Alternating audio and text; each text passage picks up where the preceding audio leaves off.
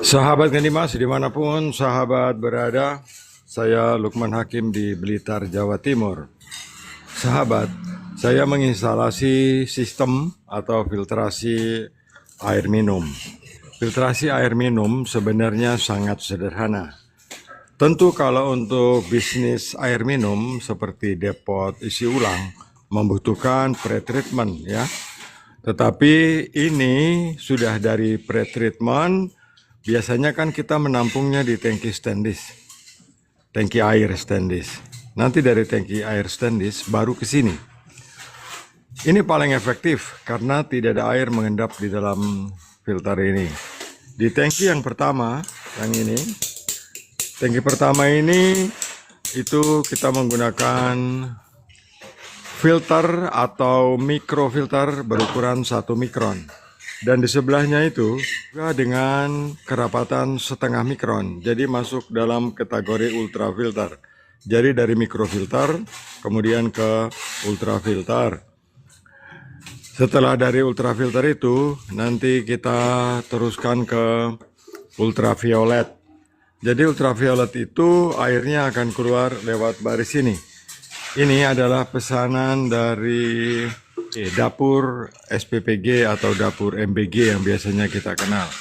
Nah, di dapur MBG itu kan banyak sekali keran-keran air untuk pencucian, mulai dari pencucian panci, piring, ompreng, gelas, dan alat-alat masak lainnya.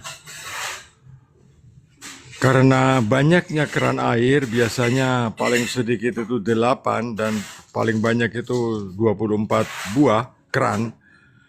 Kalau kita sterilkan seluruhnya, 24 keran itu akan menghabiskan dana untuk sistem filterisasinya itu kurang lebih sampai dengan 25 sampai 35 juta.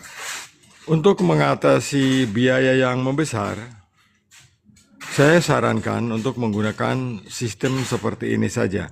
3 keran atau 2 keran itu yang kita sterilkan khusus untuk pengambilan air masak. Nanti juga dipakai untuk sterilisasi perangkat atau peralatan dapur. Dan yang satunya dipakai untuk air minum. Jadi nanti yang keluar dari sini, ini ada 2 keran. Untuk ultraviolet, sahabat harus paham bahwa ultraviolet itu ada beberapa tipe, UVA, UVB, ya. UVA itu biasa digunakan untuk hidroponik atau sayur mayur atau menanam di dalam ruangan. Karena tumbuhan itu membutuhkan fotosintesis, makanya kita membutuhkan ultraviolet tipe A. Tapi untuk ultraviolet B itu biasa digunakan untuk hewan, misalnya untuk kolam ikan, akuarium ya. Tetapi untuk air minum itu UVC atau UV tipe C itu wajib ya. Kalau tidak, bakteri tidak akan mati. Jadi kalau bakteri itu di ambang batas yang melewati sistem filtrasi itu sampai dengan 1000 mg, itu ultraviolet tipe B tidak bisa membasminya. Jadi prinsipnya seperti itu. Jadi sahabat, nanti air masuk lewat sini ya. Kemudian akan keluar lewat atas ini. Kemudian masuk lagi lewat bawah ini. Dan outputnya akan keluar lewat atas itu ke ultraviolet. Dan sistem ini itu kita akan melakukan pembilasan. Kalau ini untuk kebutuhan banyak seperti kebutuhan MBG itu minimal seminggu sekali filternya harus dicuci.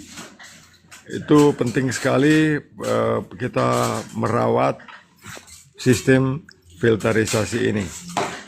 Sahabat Gandimas, dimanapun sahabat berada, saya memberikan edukasi ini murni edukasi ya. Nah, sahabat, MBG itu ya, atau dapur SPPG itu, kalau 24 keran itu kita sterilkan, kita satu keran itu membutuhkan biaya 2 juta rupiah.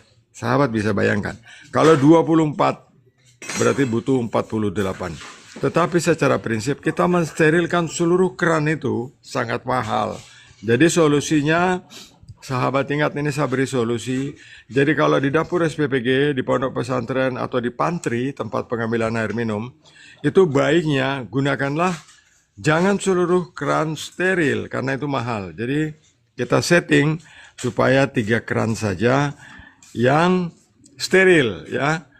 3 keran atau 2 keran yang prinsipnya adalah 1 keran untuk mensterilkan peralatan dapur, keran kedua untuk pengambilan air masak, air untuk memasak MBG, yang ketiga itu untuk keran air pengambilan air minum. Nah sahabat, untuk pre-treatmentnya saya menggunakan 1 unit klorin, 1 unit filter dish, dan 1 unit filter bag. Jadi di dapur itu, atau jangan membayangkan dapur saja, di dalam bisnis sahabat juga misalnya itu depot air minum, itu saya sarankan menggunakan filter bag ya. Filter bag dari bahan PVC, itu lebih daya tahannya lebih lama karena PVC itu sudah pas sejak zaman dahulu kala itu digunakan untuk instalasi air. Jadi sahabat bisa lihat di sini sudah saya kasih rangka stainless ya. Rangka stainless ini nanti bisa ditempelkan di dinding. Nanti 3 keran terakhir dari pancuran-pancuran di SPPG itu kita potong. Nanti kita koneksikan masuk di sini ya. Kita koneksikan masuk di sini.